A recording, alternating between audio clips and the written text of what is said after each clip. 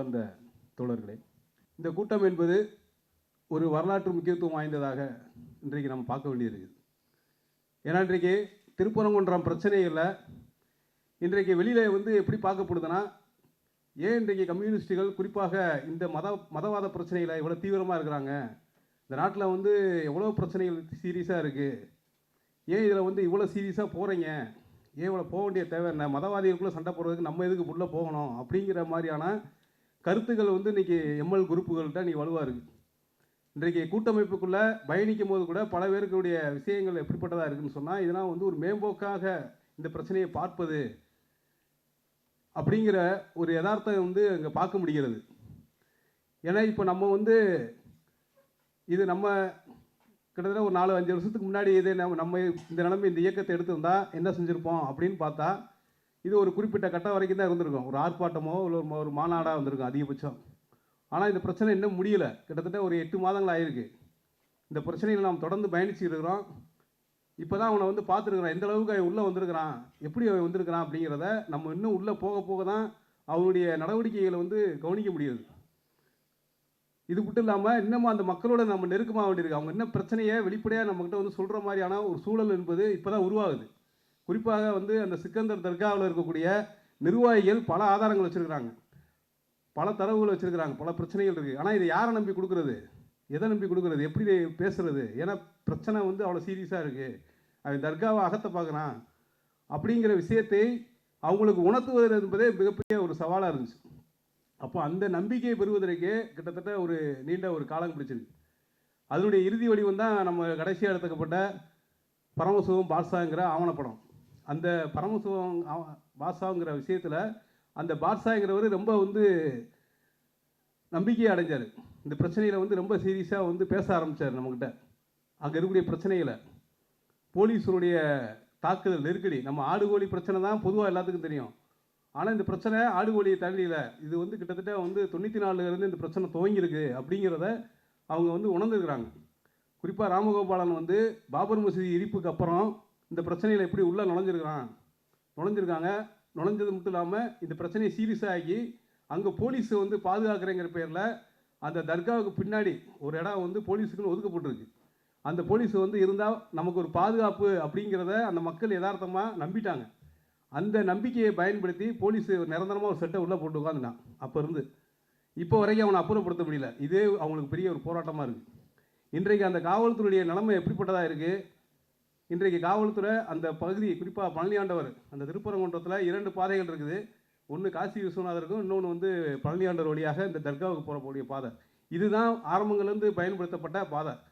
அது இடையில ஒரு நிதி ஒதுக்கப்பட்டிருக்கு. அதாவது இந்த பாதையை நல்லா சரிப்படுத்தி மக்கள் செல்வதற்கு ஒரு வசதி இருந்தால் நல்லாயிருக்கும், அதுக்கு நிதி ஒதுக்கணும்னு சொல்லி நிதி ஒதுக்கியிருக்காங்க, ஃபண்டு. அது இந்த பாதைக்காக ஒதுக்கப்பட்ட நிதி தான். ஆனால் இதை அவர்களுக்கு என்ன செய்யறதுன்னு தெரியல. திடீர்னு இவ்வளோ பெரிய பணம் கொடுத்து இதை நீங்கள் சரி பண்ணிக்கன்னு சொன்னோடனே அவங்களுக்கு அதை பற்றி ஒன்றும் தெரியாமல், இது எங்களுக்கு வந்த பணம் கிடையாது, எங்களுக்கு இது நாங்கள் கேட்கவே இல்லைன்னு சொல்லி அவங்க என்ன பண்ணிட்டாங்கன்னா அதை திருப்பி அனுப்பிச்சிட்டாங்க. அந்த பணத்தை தான் பயன்படுத்தி அங்கிட்டு பாதை போட்டப்பட்டதாக அந்த நிர்வாகத்தில் இருக்கிறே சொல்கிறாங்க. ஏன் அப்படி திருப்பி அனுப்பிச்சீங்கன்னா, அந்த அளவுக்கு அவங்களுக்கு அதை பற்றின விவரங்கள்லாம் தெரியல. இந்த விஷயங்களில் அந்த அளவுக்கான ஒரு அறிவு, ஒரு குறைஞ்சபட்சம் இந்த பிரச்சனையுடைய தன்மையை பற்றியோ இல்லை இந்த பிரச்சனையில் இதெல்லாம் தேவை, அடிப்படை இதெல்லாம் தேவை அப்படிங்கிறத பற்றி கூட உணராமல் இருந்திருக்காங்க. இப்போ வரைக்கும் அந்த தர்காவில் கரண்ட் கிடையாது, தண்ணி கிடையாது, குறிப்பாக பார்த்தீங்கன்னா கழிப்பறை கிடையாது, கீழே தேவஸ்தானம் இருக்குது, திருப்பரங்குன்றம் இருக்குது, அதுக்கான எல்லா அடிப்படை வசதிகள் இருக்குது. ஏன் இதை கூட அவங்க கேட்காம அதை கூட பேசாமல் இருந்திருக்காங்க அப்படின்னா, அந்த அளவுக்கு ஒரு யதார்த்தமாக இருந்திருக்காங்க, ஒரு வெகுளித்தனமாக இருந்திருக்காங்க. எதையும் பேசுகிறாங்க, யார் நம்மளை என்ன செஞ்சுருவாங்க நம்பியிருக்காங்க. காவல்துறை இருக்குது, காவல்துறையே ஒரு பாதுகாப்பாக இருக்குன்னு நினச்சி தான் அவங்க உள்ளே விட்டாங்க. ஆனால் அந்த காவல்துறையை பாஷா சொல்கிறாரு, அந்த காவல்துறை எங்கள் தர்காவை போக விடாமல் தடுக்கிறது தான் காவல்துறையை போட்டிருக்காங்கன்றதை இப்போ தான் உணர்றோம் அப்படின்றாங்க. அப்போ அந்தளவுக்கு காவல்துறையுடைய அச்சுறுத்தல் நடவடிக்கை என்பது இஸ்லாமியர்களை மட்டும் குறி வச்சு கிடையாது, அங்கே வரக்கூடிய எல்லா மக்களையும் பதிவு செய்யுது. இதற்கு ரொம்ப எடுத்துக்காட்டாக சொல்லணும்னா, கொரோனாவிலே இதை துவங்கிட்டாங்க. கொரோனா காலகட்டத்தில் எப்படி ஊடகம்லாம் ஊரடங்கு உத்தரவை அறிவித்து மக்களை வீட்டில் முடக்கி எங்கேயும் போக விடாமல் எல்லா ஆலயங்களையும் அடைச்சாங்களோ, அந்த வாய்ப்பை பயன்படுத்தி அந்த ஆலயத்தில் யாரையும் தங்க விடலை. அந்த நடவடிக்கையில் இருந்தால் இந்த பிரச்சனையை தீவிரமாயிருக்கு. இது எப்போ அவங்க வந்து பேசுகிறாங்கன்னா அவங்க கூட நெருக்கமாக போய் பழகும் போது இந்த பிரச்சனை இப்போ வந்த மாதிரி தெரியல, இது எப்போ ஆரம்பிச்சிச்சு அப்படின்னு பேசுகிறப்ப இந்த பிரச்சனையை ஒவ்வொன்றா சொல்கிறாங்க. அப்போ கொரோனா காலகட்டத்திலேயே இந்த பிரச்சனையினுடைய தீவிரம் வந்து நடந்திருக்கு. அதுக்கப்புறம் அவங்க வந்து இடிதாங்கி ஒன்று பழுதாகிருக்கு. அந்த இடிதாங்கியை வந்து மேலே வந்து அமைக்கணும் அப்படிங்கிறதுக்கு அதுக்கான வேலையை துவங்கும் போது தான் போலீஸ் வந்து தடுத்துருக்காங்க. இப்போ வந்து போலீஸு இப்போ வந்து மாறுபட்ட தீர்ப்பில் குறிப்பாக பார்த்தீங்கன்னா ஸ்ரீமதி நிஷாபானு சொல்லியிருக்கக்கூடியதில் பராமரிப்பு நடவடிக்கையில் 2 பேருமே ஒரே கருத்து சொல்லியிருக்காங்க. அதை பற்றி 2 பேரும் ரிஜெக்ட் பண்ணிட்டாங்க. ஆடு கோழி பலியிடுறதெல்லாம் ஸ்ரீமதியும் நிஷாபானு பேசியிருக்கிறாங்க. ஆனால் அந்த பராமரிப்புங்கிறது முக்கியமானதாக இருந்திருக்கு. ஏன்னா அந்த பராமரிப்பு இருந்தால் தான் அந்த கட்டடமே அடுத்த கட்டமாக நகலும். அப்போ அந்த கட்டடத்தினுடைய தன்மையை பார்த்தீங்கன்னா ரொம்ப மோசமாக இருக்குது. அப்போது வந்து எப்போ அது இடிஞ்சு விழுகும் அப்படிங்கிற நிலைமைக்கு நிலைமை அது வந்து மோசமாகிட்டு இருக்குது. அது மேலே வந்து பார்த்தீங்கன்னா இப்போ கூட நம்ம வந்து அந்த வீடியோ அனுப்பிச்சி விட்டாங்க அவங்க தான். அப்போ அது எவ்வளோ வந்து அந்த வீடியோவில் ரொம்ப டேமேஜ் ஆகிருக்கு. ஒரு இடி திடீர்னு விழுந்துச்சுன்னா டம்முன்னு அம்புட்டு தான் காலியாயிரும். அப்போ இதெல்லாம் வந்து இவங்க எதிர்பார்க்குறாங்க. இவங்க ஆடு கோழியை தான் தடுத்துருக்காங்க நாங்கள் நினச்சோம். ஆனால் இவங்க ஆடு கோழியை தடுக்கலை, தற்காவே இடிஞ்சு விழுகட்டும். அது அதுக்கு எதுக்கு பராமரிப்பு, அதுக்கு எதுக்கு கரண்டு, எதுக்கு நீங்கள் நைட்டில் போய் தங்குறீங்க அப்படிங்கிற நிலைமையை உருவாக்கக்கூடிய சூழலை அந்த கொரோனா காலகட்டத்தை பயன்படுத்தி குறிப்பாக இதை வந்து செஞ்சுருக்கிறாங்க. அப்போ அதே மாதிரி இந்த ஆர்எஸ்எஸ் பிஜேபி குறிப்பாக பார்த்தீங்கன்னா அங்கேருந்து தொடர்ந்து வேலை செய்வான். ஏன்னா நம்ம வந்து பகுதிகளில் பிரச்சாரத்துக்கு போகும்போது கூட பார்த்தீங்கன்னா உடனே போலீஸ் வந்துடுவாங்க. வந்து என்ன பண்ணுவாங்க, எதுக்கு இந்த வந்து ஆர்எஸ்எஸை பற்றி பேச விட மாட்டான். ஆர்எஸ்எஸ் பிஜேபியை பற்றியே நீங்கள் அந்த ஏரியாவில் பேச முடியாது. ஒரு காலத்தில் அந்த ஏரியாவில் தொடர்ந்து முற்போக்கு சிந்தனைகளை பரப்பப்பட்ட ஒரு ஏரியாவில் சொன்னால் அந்த 16 கால் மண்டபம், அப்படிப்பட்ட ஒரு மண்டபம் அது. அங்கே வந்து தாமியசாருடைய கலை நிகழ்ச்சியாக இருக்கட்டும், நம்மளுடைய கலை நிகழ்ச்சி தொடர்ந்து அங்கே நடைபெற்றிருக்கு, தொடர்ந்து நம்ம பேசிட்டு வந்திருக்கோம். ஆனால் ஒரு சமீப காலமாக அந்த கொரோனாக்கு அப்புறம் எந்த நிகழ்வுக்கும் அந்த இடத்துல அனுமதி கிடையாது, யாரையும் அங்கே பேச விடுறதில்ல. இப்போ தாமியசாருடைய நிகழ்ச்சி கூட எப்படி மாறிடுச்சுன்னா அது ஒரு சின்ன ஆட்டமாட்டம், ஒரு பாடல் வழியோடு முடிஞ்சிருச்சு. அரசியல் நடவடிக்கைகள்லாம் பேசுகிறது கிடையாது. குறிப்பாக ஆர்எஸ்எஸை பற்றியே பேசுகிறது இல்லாத ஒரு நிலைமையை வந்து அவங்க உருவாக்கிட்டாங்க. அப்போ இப்படி நம்மளாம் வந்து போய் பேச ஆரம்பிக்கிறது அவங்களுக்கு ஒரு பெரிய பிரச்சனையாகுது. அது 2023 நம்ம வந்து ஒரு மாநாடு சென்னையில் மதுரையில் நடத்துகிறோம். சுற்றி வளைக்குது பாசிசப்படி வீழாத தமிழ்நாடுங்கிற மாநாட்டுக்கான பிரச்சாரம் திருமணி கூட்டங்கள் ஏற்பாடு செய்யும் போது அந்த பகுதியில் மட்டும் தொடர்ந்து வழக்கு போட்டுக்கிட்டே வர்றான். என்னடா இங்கே மட்டும் பார்த்தா அங்கே வந்து இந்த பிரச்சனையை பேசவே கூடாதுங்கிறேன். யாரை கேட்டு இந்த ஆர்எஸ்எஸ் பிஜேபிங்கிற எதிர்ப்பை நீங்கள் வந்து பதிவு பண்ணுறீங்க, இதை பேசக்கூடாது, இந்த கருத்து ஆர்எஸ்எஸ்ஸை பற்றி பேசுவது கூட அங்கே வந்து அனுமதி கிடையாது. அந்த அளவுக்கான ஒரு நெருக்கடி அங்கே வந்து இருந்திருக்குங்கிறத நம்ம வந்து போனதுக்கப்புறம் தான் அங்கே புரிஞ்சிச்சு. திருமண கூட்டத்துக்கு நமக்கு அனுமதி இல்லைன்னு கூட சொல்லலை. அதுக்கு நுழைஞ்சு உள்ளே போய் பிரச்சாரம் பண்ணும்போதே போலீஸ் வந்துட்டார். இன்ஸ்பெக்டர் நேரடியாக வர்றாரு, வந்து பேச்சுவார்த்தை நடத்துறாரு. உடனே இங்கே இருந்து கிளம்புங்க, தேவையற்ற பிரச்சனையை உருவாக்காதீங்கன்னு சொல்கிறார். அப்போ இப்படி ஆர்எஸ்எஸ்ஸை பற்றி ஒரு பக்கம் வந்து பேச விடாமல் தடுத்துக்கிட்டு, ஆனால் ஆர்எஸ்எஸ் அங்கே உள்ள வந்து நல்லா வந்து தேவஸ்தான நிர்வாக கட்டமைப்புகளையும் சரி, காவல்துறையிலையும் எல்லா உளவுத்துறையிலையும் பயங்கரமாக வந்து செட்டில் ஆகிட்டாங்க. பயங்கரமாக வந்து ஒரு நெருக்கடியில் வந்து அடைஞ்சிட்டு இப்போ என்ன பண்ணுறாங்க, இவங்க என்ன செஞ்சால் சரி ஒரு தும்மல் நடந்தால் கூட அங்கே உடனே காவல்துறைக்கு உடனே வந்துடும் இந்த தகவல். அதுக்கு உதாரணம் பார்த்தீங்கன்னா சமீபத்தில் அவங்க கீழே ஒரு பள்ளிவாசலில் மேலே தான் ஆடு வெட்டக்கூடாது, மேலே தான் பராமரிக்கக்கூடாதுன்றாங்க. கீழே பள்ளிவாசல் இருக்குது. அந்த பள்ளிவாசலுடைய ஒரு மைக்கு வந்து பழுதடைஞ்சிருக்கு. அதை போய் நிறுவ போகிறாங்க. உடனே போலீஸ் வந்து ஃபோன் பண்ணுறான். இவங்க கட்டுறதுக்கு முன்னாடியே ஃபோன் வருது. என்ன புதுசாக ஏன் தேவையில்லாத வேலைகள்லாம் பண்ணிக்கிட்டு இருக்கீங்க, எதாக இருந்தாலும் நீங்கள் கேட்டு செய்யுங்க, ஏதாவது பிரச்சனை ஆச்சுன்னா யார் பதில் எது இவங்க மைக்கை போய் அவங்க இடத்துல ஒரு தொழுகிற இடத்துல அந்த வாங்கு ஓதுற சவுண்டு எப்போ இருக்கிறது, அது காலங்காலமாக இருந்த இடத்த தேவையில்லாமல் எதுக்கு புதுசாக நீங்களாம் செய்கிறீங்க, எதாக இருந்தாலும் கேட்டு செய்யுங்கன்றாங்க. அவங்க கேட்குறாங்க, நாங்கள் இப்போ தான் கட்டுறதுக்கு உள்ளே உழைஞ்சிருக்கோம், அதுக்குள்ளே உங்களுக்கு யாருங்க தகவல் சொன்னது அப்படின்றாங்க. அப்போ எந்த அளவுக்கான கண்காணிப்புங்கிறது தீவிரமாக அடைஞ்சிருக்கு அப்படிங்கிறத வந்து நம்ம இதில் வந்து பார்க்க முடியுது. அப்போ இதை கூட நம்ம வந்து என்ன சொன்னால், நீங்கள் பேசின வெளியில் நீங்கள் சொல்லாமல் இருந்தீங்கன்னா இன்னமும் அவங்க நெருக்கடி நிறையா பண்ணுவாங்க. இதை நீங்கள் வெளியில் வந்து பேச வைக்கணும். அப்போ நீங்கள் பேசுனா பிரச்சனையாக இருக்குதுன்னா நீங்கள் வந்து மக்களை எங்கள் குறிப்பாக மற்ற ஜனநாயகத்தில் பேச வைங்கன்னு சொன்னதுக்கப்புறம் தான் அவங்களுக்கு என்ன ஆகுதுன்னா ஒரு கட்டத்துக்கு நம்பிக்கை வருது. அப்போ வெளியில் பேச ஆரம்பித்ததே காவல்துறை உடனே என்ன பண்ணுறான், என்ன நாங்கள் வந்து உங்கள்கிட்ட ஒன்றுமே பேசலையே, நாங்கள் எதுவுமே சொல்லலையே, நீங்கள் வெளியில் போய் இதெல்லாம் சொல்லிக்கிட்டீங்க, நான் சும்மா உங்கள்கிட்ட வந்து என்ன செய்கிறீங்கன்னு கேட்டேன் அப்படின்னு டக்குன்னு மாற்றிட்டாங்க. இப்போ எவனும் வந்து பார்த்தீங்கன்னா இவங்க போட போலீஸுடைய நெருக்கடி வந்து குறைஞ்சிக்கிட்டு இருக்கு. அப்போ இதே இப்போ தான் அவங்க உணர்றாங்க. அப்போ இந்த விஷயத்தில் குறிப்பாக தர்காவுடைய நடவடிக்கை வந்து பார்த்தீங்கன்னா டிசம்பர் 25 மதுரை வீரனுடைய நடவடிக்கை நடக்குது. அப்போ அந்த நடவடிக்கையில் 26 ஒரு கூட்டம் நடத்தும் போது அங்கே ஆலோசனை கூட்டத்தில் முதன்மையாக பேசப்பட்டுச்சு. என்னென்னா, நீங்கள் உடனடியாக மதுரை வீரனை வந்து நீங்கள் வெளியேற்றாமல் அவனை சட்டையை கட்டாமல் இந்த பிரச்சனையை தீர்க்க முடியாது, அவனை உடனடியாக வந்து வெளியேற்றணும் அப்படின்னு சொல்லி பேசப்படுது. ஆனால் தர்கா நிர்வாகம் என்ன பண்ணிடுச்சுன்னா, இதை உடனே நம்ம பெருசாக்கணுமா, இதை வந்து பிரச்சனை ஆயிரும் அப்படின்னு சொல்லிட்டு இவங்க அமைதி காத்து இவங்க என்ன பண்ணுறாங்கன்னா இவங்களுடைய ஆட்களை அதிகமாக திரட்டி அங்கே போய் நிப்பாட்டி வைக்கிறாங்க. என்ன எதிரி எதிர்பார்த்தானோ அதை இவங்க வந்து நிறைவேற்றிட்டாங்க. அப்போ ஜனவரி 5 இவங்க போராட்டத்தை நடத்துகிறாங்க. இவங்களுக்கு ஸ்ட்ரென்த்து நிறையா இருக்குது. மக்கள் என்ன பண்ணிட்டாங்க, வருவது குறையாயிடுச்சு. இவங்க எதுவுமே கேட்க மாட்டாங்கன்னு சொல்லி ஆரம்பத்தில் இதாகிட்டாங்க. கிட்டத்தட்ட ஒரு 27 இது ஜனவரி 27 வரைக்கும் பார்த்தீங்கன்னா இவங்களுக்கு பெரிய நெருக்கடி ஆயிடுச்சு. ஏன்னா வந்து சந்தனக்கூடு அப்போ தான் நடத்துகிறாங்க 17, 18. அப்போ மறுபடியும் ஆடை வந்து யதார்த்தமாக வந்து கூட்டி போகிறவங்க தோளில் தூக்கி வச்சுட்டாங்க. ஆடை தோளில் தூக்கி பாருங்கள் ஆளை வந்து ஆட்டை தூக்கிட்டு போகிறாங்க பாருங்கள், புனிதத்தை எடுக்கிறாங்களா, எதுவுமே நடக்காது அப்படின்னு சொல்லி வெளியில் புறம் பரப்பிட்டான். வெளியில் செய்தி பூரா இப்படி போயிட்டு இருக்கு. இவங்களுக்கு அந்த விஷயம் தெரிய மாட்டேங்குது. அப்புறம் நவாஸ்கனியை உள்ளே கூட்டு வந்துட்டாங்க 22. நவாஸ்கனி வந்து கூட வந்த ஆள் பிரியாணியை சாப்பிட்டுட்டாரு. அவர் வெஜிடபிள் பிரியாணி சாப்பிட்டுருக்காரு. இவங்களும் என்ன பண்ணியிருக்காங்க, அதை ஃபோட்டோ எடுத்து என்ன பிரச்சனை நடந்துகிட்டு இருக்குன்றதை வந்து கொஞ்சமாக சீரியஸாக உணர்ந்துருந்தாங்கன்னா அப்போ கூட போய் சாப்பாடு யாராவது ஃபோட்டோ எடுத்துகிட்டு இருப்பாங்களா? அப்போ என்ன இது இவங்களுடைய நடவடிக்கை எப்படி இருக்கும்பாங்க. இப்படி சின்ன சின்ன விஷயங்களை பூரா பெருசாகிட்டான். இது வந்து நெருக்கடி ஆக்கி கடைசியில் இது நம்ம வந்து இதை தொடர்ந்து பயணிச்சா இது பிரச்சனை தான் உருவாக்குன்னு சொல்லி தான் இவங்க என்ன பண்ணுறாங்க, ஒரு கூட்டமைப்பை உருவாக்குன்னு சொல்லி வெளியில் இருக்கக்கூடிய ஜனநாயகத்திட்ட பேச ஆரம்பிக்கிறாங்க. அப்போ நம்மக்கிட்ட தான் வந்து அது அப்போ தான் உணர்றாங்க இது நம்ம நடத்தினா பிரச்சனை தீர்க்காது, இது அனைவரையும் நம்ம ஒன்றிணைக்கணும்னு சொல்லி ஒரு மதநல்லிணக்க கூட்டமைப்பை நம்ம ஜனவரி 29 துவங்குறோம். அப்போயே நம்ம ஆவணப்படுறதுக்கான வேலையும் துவங்கிட்டோம். இதை மக்களை பேச வச்சா மட்டும்தான் இது பிரச்சனை தீரும்னு சொல்லி அதுக்கான வேலைகளை வந்து நம்ம பேச வைக்கிறோம். அந்த வீடியோவில் பேசப்பட்ட முக்கியமான ஒரு 4-5 பேர், அதில் வந்து அந்த சிவன் அடிவாரத்தில் இருக்கக்கூடிய ஒரு நிர்வாகி ஒருத்தர், ஒரு பெண் இஸ்லாமியர், மற்றும் அங்கே இருக்கக்கூடிய கருப்பசாமி நிர்வாகி ஒருத்தர், அவர் தோப்பில் இருக்கவர், இப்படி எல்லாம் ஒரு 5 பேர் பேச ஆரம்பித்தாங்க. இன்றைக்கு அந்த பேசிய நபர்கள் என்ன சொன்னாங்கம்மா, பார்த்த உடனே இன்றைக்கி வந்து அவங்க சொல்கிறாங்க, உண்மையிலேயே நாங்கள் வந்து ஏதோ ஒரு வீடியோ தான் நினச்சி பேசினோம், ஆனால் அந்த வீடியோ பேசுனதுக்கப்புறம் அதனுடைய வெளியினுடைய பெருசு அந்த விஷயம் போனதுக்கப்புறம் தான் தெரியுது நம்ம எவ்வளோ பெரிய முக்கியமான விஷயத்தை பேசியிருக்கிறோம். அவங்க யதார்த்தமாக உண்மையை தான் பேசுனாங்க. நாங்கள் நாத்தனா மதினியாக பழகிட்டு இருக்கோம், இங்கே அண்ணன் தம்பியாக பழகிட்டு இருக்கோம், நாங்கள் மாமன் மச்சானாக பழகிட்டு இருக்கோம், எங்களுக்குள்ள எந்த பிரச்சனையும் இல்லை. இந்த கோயில் திருவிழா நடக்கிறது, ஆடு கோழி வெட்டுறது, எப்படி இதெல்லாம் இங்கே வந்து இயல்பாக இருக்குது. அவங்களுக்கு வந்து இந்த ஆடு கோழிங்கிறதுல அவங்க என்ன பண்ணுறாங்கன்னா இந்த பிரச்சனையாக அவங்க பார்க்கவே இல்லை. இந்த பிரச்சனையே இப்படி ஒன்று கிடையாது, கொஞ்ச நாள் அதான் அடங்கி அமைங்கி இயல்பாக மாறி இருந்தால் அவங்க நினச்சிருக்காங்க. ஆனால் இயல்பாக ஆக்க விடலை. இவன் தொடர்ந்து கண்காணிப்பில் இது ஒரு பெரிய நல்ல வாய்ப்பை பயன்படுத்தி போலீஸ் வந்து உள்ளே இறங்கியிருக்கான். ஆனால் மக்களுடைய பொறுத்தளவில் இது கொஞ்ச நாள் அப்படி தான் போயிருக்கு. அதாவது இந்த வீட்டில் சொல்லுவாங்கள்ல, நேரங்காலம் சரியில்லைன்னா அப்படி தான்ப்பா இருக்கும், அப்புறம் இன்னும் ஒரு 6 மாதம் போயிடுச்சுன்னா அப்புறம் நல்ல நேரம் வந்துடும், எல்லாம் சரியாயிருன்ற மாதிரி மக்கள்கிட்ட இருக்கக்கூடிய இயல்பான விஷயந்தான். ஆனால் இது நாளளவில் நேரம் ஆக ஆக மக்களுக்கு அப்போ தான் புரியுது இதனுடைய பிரச்சனை என்ன, ஏன் வந்து தேவையெல்லாம் பண்ணுறாங்க அப்படின்னு. அப்போ இந்த பிரச்சனையை வந்து பெருசாக்குறது யார், காவல்துறை தான். இப்போ ஆர்எஸ்எஸ் பிஜேபி கார்த்திகை தீபத்து பிரச்சனையை ஏற்படுத்தி என்னமோ செஞ்சு பார்த்தேன், அதனால் எந்த விஷயமும் நடக்க முடியல. ஆனால் இந்த விஷயம் வந்து அவனுக்கு நல்ல ஒரு சாதகமான ஒரு சூழல் உருவாயிடுச்சு.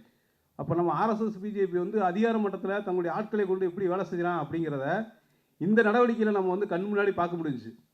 எப்படி வந்து அங்கே இருக்கக்கூடிய மதுரை வீரர்னா மதுரை வீரர் மட்டும் கிடையாது, அங்கே இன்ஸ்பெக்டர் கமிஷனராக இருக்கக்கூடிய லோகநாதன், அங்கே இருக்கக்கூடிய கலெக்டராக இருக்கக்கூடிய சங்கீதா, அதுக்கப்புறம் எடுத்துக்கிட்டிங்கன்னா ஆர்டிஓவில் எடுத்துகிட்டா கண்ணன், இப்படி பல பேர் இருக்காங்க. இன்னும் பல முகது பேர் தெரியாத பல ஆட்கள் இருக்காங்க. அவங்க எல்லாருமே ஒரு சொல்லி வச்ச மாதிரி சொல்கிறாங்க, எதுக்கு தேவையில்லாமல் பிரச்சனை பண்ணுறீங்க, இதெல்லாம் வந்து என்ன எப்போ பண்ணீங்கன்னா இதெல்லாம் நடந்துச்சா, அல்லாவே உங்களை மன்னிக்க மாட்டார் அப்படின்னு கமிஷனர் பேசுகிறார். இதெல்லாம் வந்து நீங்கள் வந்து இல்லாத பேசாதீங்க பாய், இதெல்லாம் இல்லாத நாங்கள் அதுக்கு ஆதாரம் வச்சுக்கிங்களான்னு கேட்குறாங்க. இப்படிலாம் வந்து ஆதாரம் கேட்பாங்கன்னு அவங்களுக்கு எப்படி தெரியும்? அப்போ அதுக்கு ஆதாரம் யார், பரமசிவம் தான். அவர் பரம்பரை தான் அவர் பரம்பரை தான் வந்து ஆடு உரிக்கிறவங்க. இதுக்கு மேலே அவர் சொன்னாலும் இவங்க கேட்குறதுக்கு தயாராக இல்லை. அந்த கோட்டத்தெருங்கிற பகுதியை எடுத்துக்கிட்டிங்கன்னா அந்த பகுதியில் இருக்கக்கூடிய மக்கள் தான் சுமதாங்கி போகிறவங்க. எதாக இருந்தால் தண்ணியாக இருக்கட்டும், அரிசியாக இருக்கட்டும், இவங்களுக்கு எல்லா உணவுக்கு சம்மந்தப்பட்ட எல்லா பொருட்களையும் தூக்கி கொண்டு மேலே வைக்கிறவங்க, உணவு வந்து சாப்பிட்றதுக்கு கூட்டி போகிறவங்க அந்த கோட்டத்தில் இருக்கக்கூடிய மக்கள். அங்கே கவுன்சிலர் இருக்கிற ரமேஷ் உட்பட எல்லா பேருக்குமே தெரியும் அங்கே என்ன சாப்பிட்றோம் என்ன செய்கிறோங்கிறது வரைக்கும். ஏன் இந்து முன்னணிக்கார அனுமன் சேனா இருக்கக்கூடிய ராமலிங்கம் அங்கே அவன் சொல்கிறான், அவனே சொல்கிறான், நானே கறி சாப்பிட்றேன் எனக்கும் தெரியும், ஆனால் இனிமேல் சாப்பிடக்கூடாதுங்கிறேன். அப்போ இவங்க நோக்கம் என்னென்னா கறி சாப்பிடக்கூடாது அப்படிங்கிற விஷயத்தை இந்த அரசியலை எடுப்பதனுடைய முக்கியமான நோக்கம் என்னென்னா இனிமேல் இருக்கக்கூடாது, இனிமேல் அது எங்கள் கோயில், இனிமேல் நீ வந்து தர்காவை காலி பண்ணுது. எச்ராஜா என்ன பேசுனா, சீக்கிரம் காலி பண்ணிட்டு எல்லாம் கோரிப்பாளத்துக்கு ஓடி போயிருங்களான்றான்ல, அந்த விஷயத்தை தான் அவங்க வந்து பேசுகிறாங்க. இனிமேல் தர்கா இருக்கக்கூடாது, நாங்கள் மேலே தான் தீபம் ஏற்றுவோம்னு சொல்கிறான். அந்த உச்சியில் ஒரு தீபம் ஏற்றுவோன்றாங்க. அந்த தீபத்தை என்னன்னு கேட்டால் ஒரு வந்து அந்த என்ன சொல்லுவாங்க தூணு இடம் அளவுக்கு வந்து ஒரு எல்லை தூண் வைப்பாங்க. அந்த தூணை காமிச்சிட்டு இங்கே தான் ஏற்றுவோங்கிறேன் தீபம். அவங்கள்ட்ட கேட்டேன், எனக்குள்ள தீபம் ஏற்றுறதா சொல்கிறாங்க இல்லையா, அது வந்து எல்லை தூணுங்க அது. அந்த தூணை பார்த்துட்டு தான் இவங்க தூபன்னு பேசிக்கிருக்காங்க. பல பேர்த்துக்கு அது என்னன்னே தெரியாது. ஏன்னா வந்து அந்த பழனியாண்டவர் பாதையில் ஒரு மாதம் இந்த இறந்துட்டாங்கன்னா அவங்களுக்கு வந்து நினைவு ஒரு மாதம் கழிச்சு போய் விளக்கு ஏற்றுவாங்க. அந்த விளக்கேற்றக்கூடிய ஒரு இடம் தான் அந்த தீபம் ஏற்றுறது. போலீஸ் அங்கே வரைக்கும் வரும், இவங்க அங்கே வரைக்கும் போராட்டம் வாங்கி தீர்ப்பு போயிடுவாங்க, அப்புறம் அப்படியே போயிடுவாங்க. இதுதான் அங்கே நடந்திருக்கு. ஆனால் அங்கே ஏதோ வந்து தீர்ப்பு கொடுக்கப்பட்டதாகவும் அங்கே எல்லாம் நடந்து அமுலில் இருக்கிறதாகவும் அதை இஸ்லாமியர்கள் தடுத்ததாகவும் தான் வந்து பேசப்பட்டுச்சு. அப்போ இவங்களுடைய நடவடிக்கையில் நம்ம அதுக்கப்புறம் தான் சட்டப்படி பார்க்க ஆரம்பித்தோம். அப்போ ஒவ்வொரு விஷயத்துலையும் நம்ம வந்து என்ன பண்ண போராடி பேசிக்கிட்டு இருக்கிறது மட்டும் இல்லை, நடவடிக்கைக்குள்ளே போகணும் அப்படின்னு சொல்லி தான் நம்ம வந்து பிப்ரவரி 10ஆம் தேதி அவங்களுடைய யூடியூப்பில் வெளியிடப்பட்ட அந்த பாடல், குறிப்பாக அங்கே வந்து சிக்கந்தர் மலையில் மானமுள்ள ரோசமுள்ள வீரமுள்ள தமிழனாக தான் வா, இப்படியே வந்து அங்கே வந்து தர்காவை கட்டிட்டான், தொழுகையை நடத்திட்டான், இன்றைக்கி வந்து எல்லாமே ஆக்கிரமிச்சிட்டான், பிரியாணி போட்டேன் பெரிய ஆணி அடிச்சிட்டான்னு சொல்லி ஒரு பாடலை வந்து வெளியிட்டு ஒரு மிகப்பெரிய வந்து ஒரு சர்ச்சையை உருவாக்குறாங்க. இந்த பாடலை கூட யாருமே அதை சீரியஸாக பார்க்கல. இந்த பாடல் என்னங்க இவ்வளோ ஒரு வன்மத்தோடு இருக்குது, இவன் வந்து எவ்வளோ சீரியஸாக அந்த பிரச்சனையை கொண்டு போயிருக்கிறான், ஏன் இந்த பாடலை நம்ம வந்து கவனிக்கலை அப்படின்னு நம்ம உட்காந்து பேசும்போது அந்த பாடலுடைய முக்கியத்துவம் பெறுது. அப்போ அந்த விஷயத்தை உடனே வந்து காவல்துறை கவனத்துக்கு கொண்டு போகிறான். எப்படிங்க இந்த பாடலை அனுமதிச்சிங்க, இது எவ்வளோ பெரிய வன்மத்தை தூண்டிக்கிட்டு இருக்குது, இது எல்லார் மத்தியிலையும் என்ன கருத்தை உருவாக்கிட்டு இருக்குது, ஏதோ இஸ்லாமியர்கள் அங்கே திடீர்னு வந்து அங்கே எதோ பண்ணியிருக்காங்கன்ற மாதிரி தானே உருவாகுது. ஏன் நீங்கள் வந்து மதுரை மாட்டுத்தாவணியில் ஒரு அம்மா பூ விற்கிறவங்க கேட்குறாங்க, திருப்பவண்டத்தில் ஏதோ வந்து கடா விட்டுறாங்களாம்லப்பா மலையில் அப்படின்னு. இல்லை அது எப்போவும் நடக்கிறது, அது இவங்களை பொறுத்தவரைனா முருகன் கோயிலில் போய் விட்டுறாங்க பாயை அப்படின்னு நினச்சி தான் அவங்க புரிஞ்சுக்கிறாங்க. இப்படி தான் வந்து வெளியில் வந்து பரப்பப்பட்டு இருக்கு. ஏன் நம்ம தோழருடைய அம்மா அவங்க நினைக்கிறாங்க, அவங்க எப்போ சமீபத்தில் பார்க்கும்போது அவங்க சொல்கிறாங்க, முருகன் கோயிலில் போய் பிரியாணி சாப்பிட்லாமாப்பான்னாங்க. முருகன் கோயிலில் பிரியாணி சாப்பிடலையே, மலை மேலே தானே பிரியாணி சாப்பிட்டாங்க. இல்லை அப்படி தானே வெளியில் வந்து பேசப்படுது இருக்கு. அப்போ இப்படி தான் வந்து கருத்துக்கள் வந்து பேசப்படுது இருக்கு. ஆனால் அங்கே இதுதான் நடந்திருக்கு. அந்த சிக்கந்தர் தர்கான்னு சொன்ன உடனே அவங்க என்ன சொல்கிறாங்க, அங்கே நானே போய் சாப்பிட்ருக்கேன்லான்றாங்க. ஏன்னா வந்து அந்த குடும்ப அதாவது அந்த தர்காவை பராமரிக்கக்கூடிய பாத்தியப்பட்டவங்க ஒரு 5 குடும்பம் இருக்காங்க. இவங்க தான் அந்த வாரிசுகள். இவங்களுடைய பராமரிப்பில் தான் அது வந்து அங்கே பராமரிக்கப்பட்டுக்கிட்டு வருது. அந்த குடும்பத்தை சேர்ந்த ஒரு நபர் எனக்கு பழக்கம். நான் அவங்களோட வந்து குடும்ப ரீதியாக பழகி அவங்களோட போய் சாப்பிட்ருக்கேன். இதெல்லாம் நடந்திருக்கு. நான் எவனா இப்போ உடனே ஃபோன் பண்ணி கொடுக்குறேன் பாருங்கன்னு சொல்லி ஃபோன் பண்ணி கேட்குறாங்க. அவங்கள்ட்டையும் கேட்டால் அதான் சொல்கிறாங்க, இப்போ தான் தடுத்துருக்குறாங்க, என்னன்னு தெரியல, இது சீக்கிரம் சரியாயிருன்னு நினைக்கிறேன், இல்லைன்னா நம்ம கீழே சாப்பிட்டுக்கலாம் அப்படிங்கிற மாதிரி தான் அவங்க வந்து பார்த்துருக்காங்க. அப்போ இந்த விஷயத்தை அவன் எப்படிடா இந்த அரசியலில் இந்த இஸ்லாமியர்கள் மத்தியில் இதனுடைய சீரியஸ்னஸ் அவங்களுக்கு புரியல. இதில் வந்து இஸ்லாமியர்கள் மத்தியில் என்ன கருத்து உருவாக இருக்குன்னா, தர்கா வழிபாட்டு முறை நமக்கு கூடாது, அதனால் இந்த பிரச்சனையை பொறுத்தளவில் நம்ம வந்து பெருசாக வந்து கவனம் எடுத்துக்க வேணாம், இது வந்து எந்த அளவுக்கு போகுதோ போகட்டும், ஏன்னா இவங்க கேட்க மாட்டாங்க அப்படிங்கிற மாதிரியான அணுகுமுறை ஒரு பக்கம் இருக்குது. இன்னொரு பக்கம் என்னென்னா, இந்த பிரச்சனையை உணராமல் இருக்கக்கூடிய ஒரு நடவடிக்கை அங்கே இருக்குது. ஆனால் பத்திரிகையில் டெய்லி தினமலர், தினப்பணி, தமிழ்ந்தில் தொடர்ந்து எழுதிக்கிட்டே வர்றான். என்ன நடந்தது, திருப்பரன்றத்தை ஏதோ கைப்பற்றுறாங்க, ஏதோ இஸ்லாமியர்கள் பண்ணியிருக்காங்க. அது என்ன சொன்னால், இஸ்லாமியர்களே எஸ்டிபிஐ மட்டும்தான் டேஞ்சரானது, இவங்க தான் தேவையில்லாமல் பிரச்சனையை உருவாக்குறாங்க.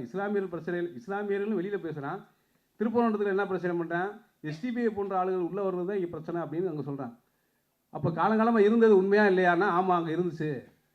அப்போ ஏன் வந்து எஸ்டிபிஐ நீங்கள் பேசுகிறீங்க, எஸ்டிபிஐ பேசுகிறீங்கன்னா அது உள்ளூர்காரங்க பார்த்துக்குறாங்க, அது உங்கள் பிரச்சனை கிடையாது. இப்போ இந்த மாதிரி மக்கள்கிட்ட நிலைமைக்கு தகுந்தாப்புல ஒவ்வொரு விஷயத்தையும் கையாளுறதும் பேசுகிறதும் இப்படி தொடர்ந்து வந்து பல வகையில் அவன் வந்து செஞ்சுருக்கிறான்.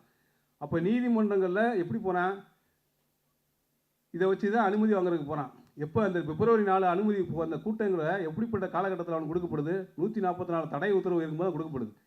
நம்ம வந்து 2ஆம் தேதி அங்கே வந்து ஒரு ப்ரெஸ் மீட் நடத்தினோம் கூட்டமைப்பு சார்பாக, அதை தடுக்குது காவல்துறை வந்து, எதுவுமே நீங்கள் செய்யாதீங்க சட்ட ஒழுங்கு பிரச்சனையாக இருக்கின்றான். அவனுக்கு எல்லா அனுமதி கொடுத்துக்கிட்டே இருக்கிறான். அவனுடைய எந்த நடவடிக்கையும் வந்து போலீஸ் தடுக்கவே இல்லை. நீ பிப்ரவரி 4ஆம் தேதி என்ன பண்ணுறாங்க, அந்த கலெக்டர்கிட்ட மனு கொடுக்கும்போது, நாங்கள் வந்து 144 தடை போட்டிருக்கிறதே இதை வந்து தடுக்க, அந்த ஆர்ப்பாட்டத்தை நடத்துகிறாமல் நிப்பாட்டுறதுக்கு தான், அதனால் ஆர்ப்பாட்டம் கண்டிப்பாக நடக்காது, நீங்கள் சந்தோஷம், நீங்கள் வந்து எதுவும் கவலைப்படாதீங்க, இந்த பிரச்சனையை நாங்கள் பார்த்துக்குறோம் அப்படின்றாங்க. ஆனால் வந்து அங்கே என்ன பண்ணுது, அங்கே திருப்பரன்றத்தில் காலையில் பேசுகிறான் 4ஆம் தேதி ஆர்ப்பாட்டம் நடக்குதா இல்லையா மட்டும் பாரு அப்படிங்கிறான். சொல்லி வச்ச மாதிரி நடத்துகிறாங்க சாயந்தரம் 5 மணிக்கு. எப்படி இது கொடுக்க போச்சு அப்படின்னு பார்த்தா அங்கே சொல்கிறாங்க, அப்போ எந்த அளவுக்கு இவனுக்கு தெரியுது அங்கே கொடுக்கப்படும், நாங்கள் வாங்குவோம், கைது செய்யப்பட்டாங்கன்னா விடுதலை செய்கிறாங்களா இல்லையாமல் பாரு அப்படிங்கிறான். அப்போ எந்த அளவுக்கு அவங்களுடைய நெருக்கம் இருக்குது அப்படிங்கிறத நம்ம வந்து புரிய முடியுது. அப்போ நீதிமன்றத்தில் அரசு தரப்பில் என்ன பேசுகிறாங்க, கமிஷனர் என்ன பேசுகிறாரு, ஒன்றும் பிரச்சனையில் அனுமதி கொடுக்கலான்றாங்க. அது எங்கே கொடுக்குறாங்க, 144 தடை உத்தரவு இருக்குது. அது மட்டும் இல்லாமல் அங்கே ஜல்லிக்கட்டு போராட்டம் நடந்தின தமுக்க மைதானத்தில் அங்கே எப்போவுமே தடை இருக்குது 144, யாருக்குமே அனுமதி கிடையாது. ஆனால் அந்த இடத்துல வந்து கொடுக்கலான்னு சொல்லி காவல்துறை வந்து பேசுகிறாங்க. அப்போ இதெல்லாம் வந்து பார்க்கும்போது எதுக்காக இவனுக்கு இவ்வளோ சீரியஸாக கொடுக்கணும், இவன் யார் என்ன, இவனுடைய நோக்கம் என்ன அப்படிங்கிறத நம்ம பேசிக்கிட்டு வர்றப்போ போதே இந்த அரசு தரப்புலையும் காவல்துறையிலையும் நீதிமன்றத்தில் வந்து அவங்களுக்கு அனுமதி கொடுக்குறத பற்றி ரொம்ப சீரியஸாக விவாதிக்கிறாங்க. அப்போ இதனுடைய சீரியஸ்னு நம்ம அப்போ தான் வந்து உணர்றோம். அதில் முக்கியமாக பார்த்தீங்கன்னா இந்த பிரச்சனை நடந்து முடிஞ்ச உடனே பிப்ரவரி 6ஆம் தேதி நடக்கக்கூடிய மதநல்லிங்க கூட்டமைப்பில் 150 பேர் உட்காந்துருக்கோம். அந்த 150 பேர்த்தில் வந்த எல்லா ஜனநாயகத்தினுடைய கோபமும் உணர்வுகளையும் அன்றைக்கி தான் பார்க்க முடிஞ்சிச்சு. எல்லாருக்கும் அவ்வளோ ஆத்திரம், என்னடா நம்ம தமிழ்நாடுன்னு பேசியிருக்கிறோம், பெரியார் மண்ணுன்னு பேசியிருக்கிறோம், ஆர்எஸ்எஸ் பிஜேபியை வந்து அங்கே தான் வாழாட்ட முடியும், இங்கே வாழாட்ட முடியாது, ஒட்ட வெட்டிடுவோன்னு பேசுகிறோம். நம்ம ஏரியாவுக்குள்ளே வந்து இவ்வளோ ஒரு அலப்பறையை பண்ணிட்டு போயிட்டான், எச் ராஜா அயோத்தி ஆக்குன்ட்டான்.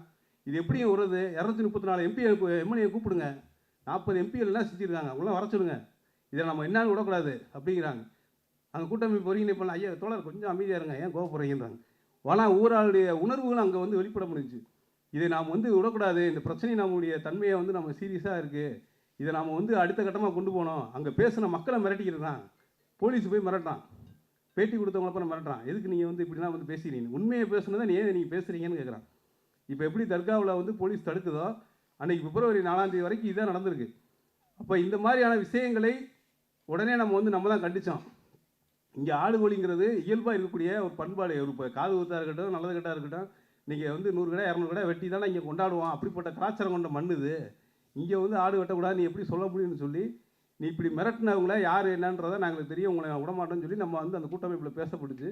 அதுக்கப்புறம் தான் என்ன ஆகுதுன்னா எல்லாரும் இதை ஒருங்கிணைச்சு நாம் ஒரு மாநாடு நடத்தி இது மத நல்லிணக்கத்துக்கான அடையாளமாக நாம் நிறுவனம், இதை எல்லாரையும் பேச வைக்கணும்னு சொல்லி அதுக்கப்புறம் ஒரு மாநாடு வந்து அதே பழங்காலத்தை நடத்தணும் அப்படின்னு சொல்லி நம்ம முடிவு பண்ணுறோம். ஆனால் அதற்கான வேலைகள் தயாரிப்புகள் இருக்குது. ஆனால் அதுக்கு முன்னாடியே பல கட்ட போராட்டம், பல நடவடிக்கைக்குள்ளே நம்ம வந்து அவனை வந்து கொண்டு போகிறோம்.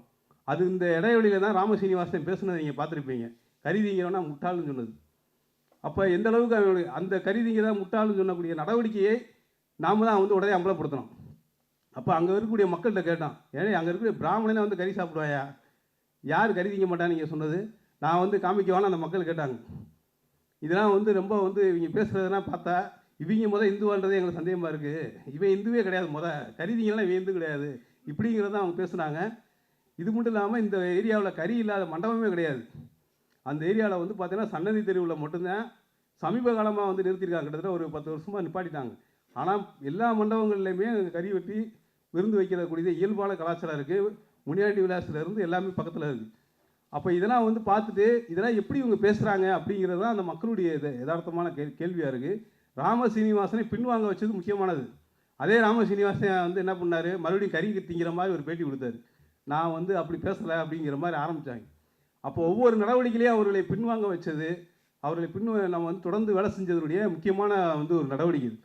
அதில் வந்து நம்ம முருகனை மீட்போம் கற்பனை காப்போங்கிற முழக்க வச்சதுக்கப்புறம் அவனுக்கு ரொம்ப அடியாயிடுச்சு. அதுக்கப்புறம் பார்த்தீங்கன்னா பிஜேபிக்காரன் எவனுமே வாயை திறக்கலை இந்த பிரச்சனையில், என்ன கடை வெட்டக்கூடாதுன்னு, அப்படி நாங்கள் சொல்லவே இல்லையே அப்படின்னு திருப்பரங்குன்றத்தில் இருக்கக்கூடிய பிஜேபிக்காரன்ட்டே நம்ம நோட்டீஸ் கொடுக்கும்போது யாருமே வாயை திறக்கலை. எல்லா பேருமே வந்து அந்த விஷயத்தில் அமைதி காத்தாங்க. அதை ஒட்டி நம்ம நீதிமன்றத்தில் இந்த அனைத்து மத மக்களுடைய வழிபாட்டு உரிமையை நிலைநாட்டணும்னு சொல்லி ஒரு பொதுக்கூட்டத்துக்கு அனுமதி கேட்குறோம், பிப்ரவரி 28ஆம் தேதி நடத்துறதுக்கு. உடனே அதுக்கு வந்து வரிஞ்சு கட்டிட்டு அரசு தரப்பில் என்ன வர்றாங்க, இவங்களுக்கு உள்நோக்கம் இருக்குது, இதை வந்து கொடுத்தீங்கன்னா சட்டம் ஒழுங்கு பிரச்சனை ஆகுதுன்னு சொல்லி அரசு தரப்பில் வர்றாங்க. 144 தடை இருக்கும்போது அரசு தரப்பு என்ன பண்ணுச்சு, அவங்களுக்கு அனுமதி கொடுக்குறதுக்கான வேட்பாடை செஞ்சாங்க. ஆனால் மத நல்லிணக்கத்தினுடைய அடையாளம் ஆடுகோழி பலியிடுறது இதனுடைய கலாச்சாரம் பண்பாடுங்கிறத நாம் நிறுவும் விதமாக ஒரு மனு போட்ட உடனே அனுமதி கேட்ட உடனே போலீஸ் தரப்புலையும் அரசு தரப்புலையும் அனுமதி மறுக்கிறாங்க. அப்போ அவருடைய நேரடியான நெருக்கடியை அவங்க புரிஞ்சுட்டாங்க. இஸ்லாமியர்களே பார்த்தாங்க, இது என்னடா இது புதுசாக இந்த முழக்கமாக இருக்குது, பிரச்சனை வந்து உனக்கு எனக்கு கிடையாது, இஸ்லாமியர்களுக்கோ பிஜேபிக்கோ இங்கே பிரச்சனை இல்லை, உனக்கு எனக்குமே பிரச்சனை இருக்குதுன்னு சொல்லி இந்த விஷயத்தை நாம் சரியாக கொண்டு போனதுக்கப்புறம் இது அனைத்து ஜனநாயக சீர்மத்திலும் மிகப்பெரிய ஒரு வரவேற்பு பெற்றுச்சு. அப்போ எல்லா இதுவும் அதை பேச ஆரம்பித்தாங்க.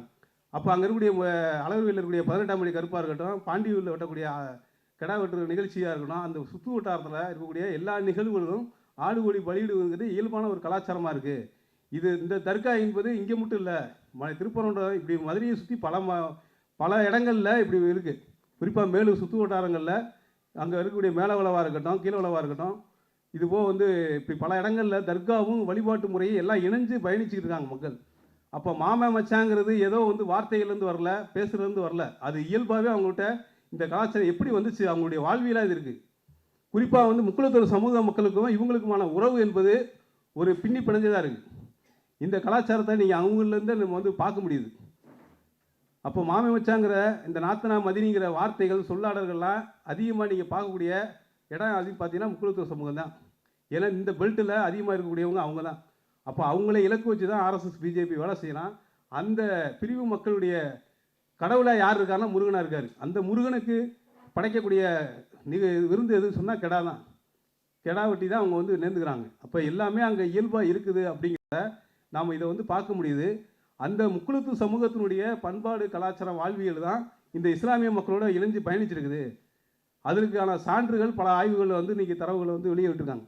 அதில் சிக்கந்தர் மலையாங்கிற அந்த வகையராக்களுடைய நிகழ்வோடு இன்றைக்கி இணைச்சி பார்த்தீங்கன்னா புரியும். அந்த காவக்காரங்க தான் அவங்க தான் வந்து அந்த மலையை காத்தவங்க. அவங்க தான் வந்து முன்னாடி நின்றுருக்காங்க. அப்போ இவங்களுடைய அங்கே இருக்கக்கூடிய எல்லா சமூக மக்களுமே இந்த விஷயத்தில் வந்து இருக்காங்க. யார் இப்போ பரமசிவன் யார்? பரமசிவன் யார்? முக்குளத்தூர் சமூகத்தை சேர்ந்தவர் தான். அவங்க பரம்பரையே செய்கிறாங்க. அவர் என்ன சொல்கிறாரு, என்ன இங்கே ஒரு கடை பேசிக்கிறீங்க, எங்கள் கோயிலுக்கு கடை நாங்கள் சரவண பைகளில் 200 கடை வெட்டுவோங்கிறாரு. இன்றைக்கி அந்த வீடியோ நீங்கள் பரமசிவம் பாஷா வீடியோவில் அவரே பேசியிருக்காரு. 200 கடை நாங்கள் வந்து வெட்டுவோம். வருஷம் நாங்கள் வந்து ஆவணி மாதம் வந்து ஒரே நிகழ்ச்சி நடக்கும். அது முடிஞ்சதுக்கப்புறம் நாங்கள் வந்து எல்லாருமே நேர்ந்துக்கிட்டு வெட்டுவோம் அப்படின்றாரு. இப்படியான நிகழ்வுகள் அங்கே எல்லாம் யதார்த்தமாக இருக்குது. அந்த மக்களை பொறுத்தளவில் இஸ்லாமியராக அவங்கள பார்க்கல. அந்த நடவடிக்கையில் குறிப்பாக அவங்க எப்படி பார்க்குறாங்கன்னா, இது எங்கள் மேலே தொடுக்கப்பட்ட தாக்குதலாக தான் நாங்கள் பார்க்குறோம். இது இஸ்லாமியர்கள் மீது தொடுக்கப்பட்ட தாக்குதலாக அவங்க பார்க்கவே கிடையாது. ஏன்னா நீங்கள் சந்தனக்கூட நிகழ்வுகளாக இருக்கட்டும், எல்லா நிகழ்ச்சியிலையும் யார் தலைமை தாங்குறாருன்னா அங்கே இருக்கக்கூடிய சாமிநாத பட்டர். அவர் ஐயர். அவர் தேவஸ்தானத்தில் இருக்கக்கூடிய முக்கியமான ஒரு நிர்வாகி. அவர் தான் தலைமை. அவர் தான் வந்து அங்கே நடக்கக்கூடிய சந்தனக்கூடு. அந்த சந்தனக்கூடு நடக்கக்கூடிய நிகழ்ச்சியும் திருப்பரங்குன்றத்தில் இருக்கக்கூடிய தேவஸ்தானமும் ரொம்ப தூரம் கிடையாது. கிட்டத்தட்ட ஒரு 100 மீட்டர் தான் இருக்கும். இந்த நிகழ்ச்சி நடத்தினா அவங்க வந்து திருப்பரங்குன்றத்தில் தான் வந்து எல்லாமே நிப்பாட்டி அவங்க வந்து அந்த தேரையை வந்து அடுத்து கொண்டு போகிறாங்க. இந்த தேர் நிகழ்ச்சியில் பல்வேறு சமூக மக்களுக்கு பரிவட்டம் கட்டுறது அவங்களுக்கான பாடலே இருக்குது. சிக்கந்தருக்கும் முருகனுக்குமான ஒரு பாடலுங்கிறத வச்சுருக்காங்க. கும்மி பாட்டிலேருந்து எல்லா நிகழ்ச்சியிலையும். இப்படி கல்யாணமாக இருக்கட்டும், ஏன் இப்போ அவருடைய கல்யாணங்கிறது யார் தலைமையில் நடந்திருக்கு? பட்டர், இவர் சுவாமிநாத பட்டர் தான். அவர் தான் தலைமை தாங்கி நடத்தியிருக்காரு. அப்போ இதெல்லாம் வந்து பார்க்கும்போது இஸ்லாமிய நிகழ்ச்சியில் வந்து எதுக்கு வந்து பிராமணர்கள் வரணும், எதுக்கு முக்குளத்தூர் சமூகம் வரணும், ஏன் மற்ற சமூகங்கள் உள்ளே வரணும்? அப்போ அவங்களுக்கு வந்து இதை வந்து இஸ்லாமிய நிகழ்வாகவே அவங்க பார்க்கல.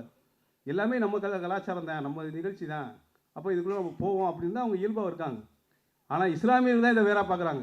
ஏன்னா அவங்களுக்கு தான் இது வந்து தர்கா வழிபாடு கூடாது, இது வந்து நமக்கான நிகழ்வு கிடையாது அப்படின்னு சொல்லி இஸ்லாத்தில் நமக்கு இருக்குது. ஆனாலும் இஸ்லாமியர்கள் பல பேர் என்ன நினைக்கிறாங்க, இங்கே ஆர்எஸ்எஸ் பிஜேபி வருவதை நாம் தடுக்கணும், அதற்கு நாம் இந்த பிரச்சனையை நம்ம முன்னுக்கு வச்சு பேசி இதை நாம் தேவையில்லாமல் உருவாக்கக்கூடாது, இந்த இடத்துல நம்ம புதிய எதிராக நம்ம வந்து முறியடிக்கணும். ஏன்னா அதனால தான் அவன் இஸ்லாமிய வெறுப்பு அரசியலை இங்கே வந்து விதைச்சி பார்த்தா அது முடியல. அதனால தான் இது வந்து மிகப்பெரிய அவனுக்கு சிக்கலாக இருக்குது. இப்போ வரைக்கும் அவனால் வந்து இதை எப்படி சரி பண்ண போகிறான், இது எப்படி செய்யணுங்கிறத பல யோசனைகளை எல்லாம் பல வகையில் வடிவத்தில் வருவான். இப்போ அதனால தான் நீதிமன்றத்து மூலமாக அவன் வந்து பேச வைக்கிறது. இப்போ ஸ்ரீமதி புலவு எதையும் பார்க்காம வந்து அப்பட்டமாக வந்து கண்ணை மூடிக்கிட்டு பிஜேபி சொன்ன கருத்து தான் பேசிக்கிருக்காங்க. அந்த அம்மா என்ன பேசியிருக்காங்க, பாஷா சொல்கிறாரு, நேராக வந்து பார்க்க சொல்லுங்கள் அந்த அம்மாவை, ஒரு முக்கியமான தீர்ப்புங்க, இது வரலாற்றில் வந்து அயோத்தி நடந்த மாதிரி அடுத்து இங்கே நடந்துடக்கூடாது, இது ஒரு முக்கியமான தீர்ப்பு, விசாரிக்கக்கூடிய நீதிபதிகள் என்ன செய்யணும், அங்கே ஒரு விசாரணை கமிஷன் அமைக்கணும், உடனே அங்கே போய் வேலை அப்படின்னா இருந்துச்சா, கலாச்சாரம் இருக்கா, அதில் என்னென்ன விஷயங்கள்லாம் இருக்குன்றதை நேரடியாக போய் ஆய்வு பண்ணணும்.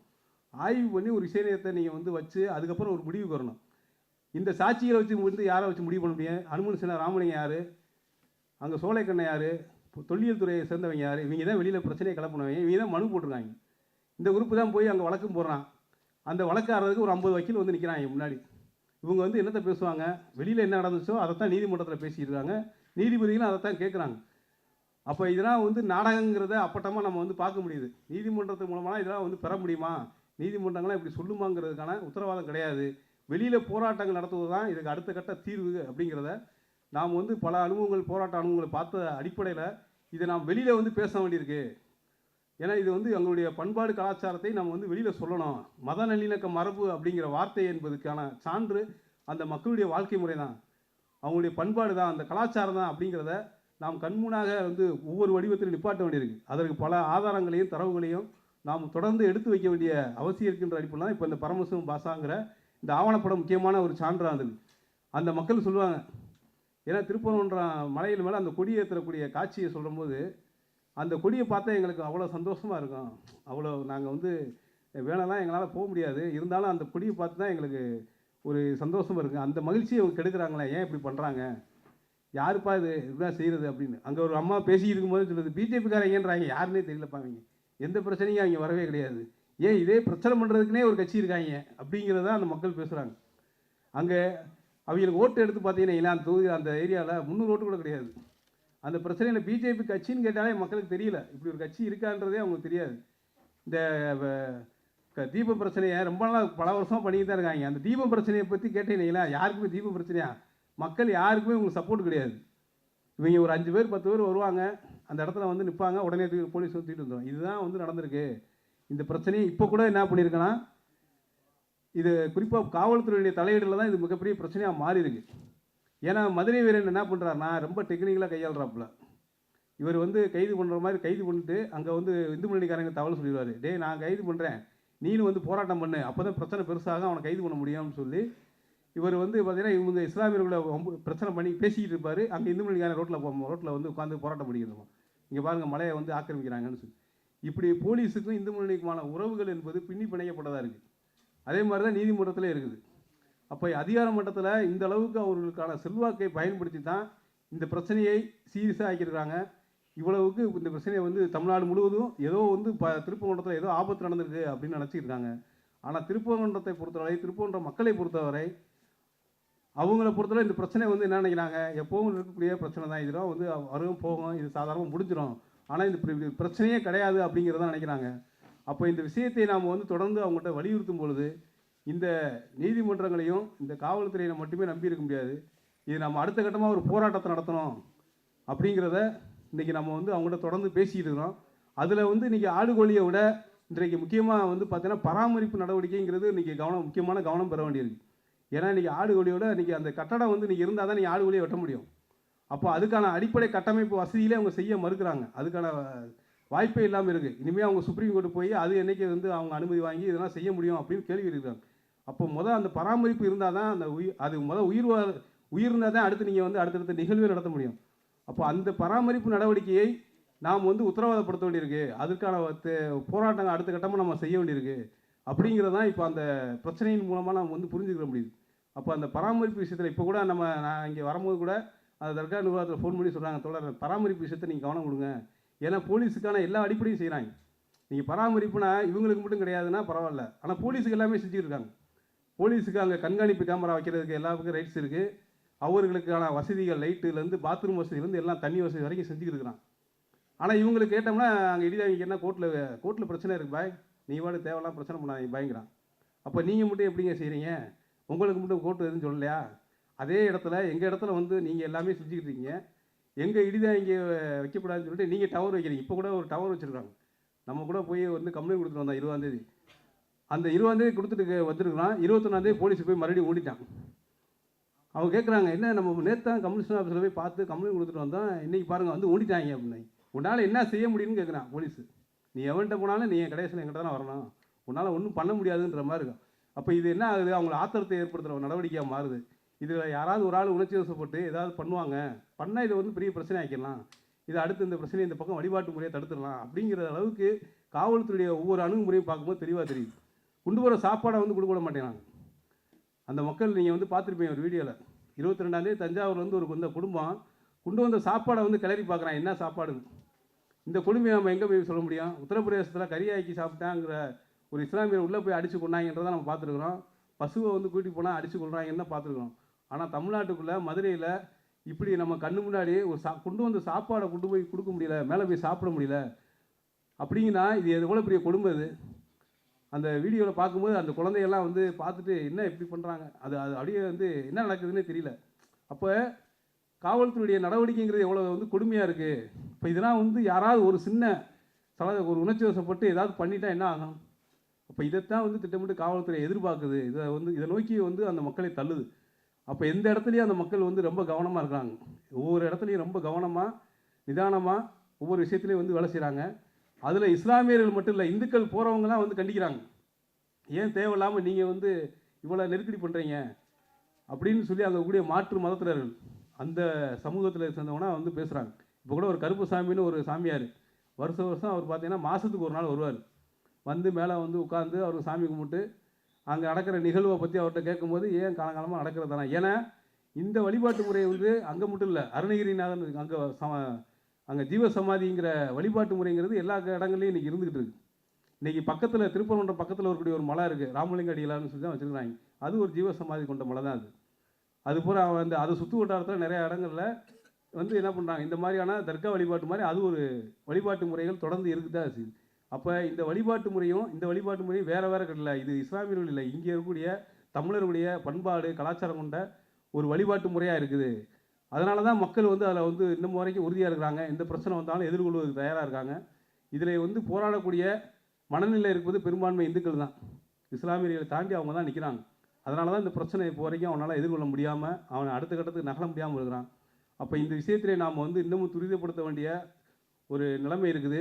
இப்போ நீதிமன்றத்தில் ஆகஸ்ட் 11ஆம் தேதி கூட தமிழக அரசு சார்பாக பேசியிருக்கிறாங்க. என்ன சொல்லியிருக்காங்க, அங்கே ஆடு கோழி பலியிடக்கூடிய நடைமுறை இருக்குது, தொடர்ந்து அங்கே வந்து எல்லாமே சாப்பிட்டுட்டு தான் இருக்காங்க, தொடர்ந்து வழிபாட்டு முறையெல்லாம் இருக்குன்றாங்க. அப்படியே மதுரை வீரனை கைது பண்ணலன்னா, அந்த மதுரை வீரன் தானே இந்த பிரச்சனையை வந்து தீவிரமாக்கி விட்டது.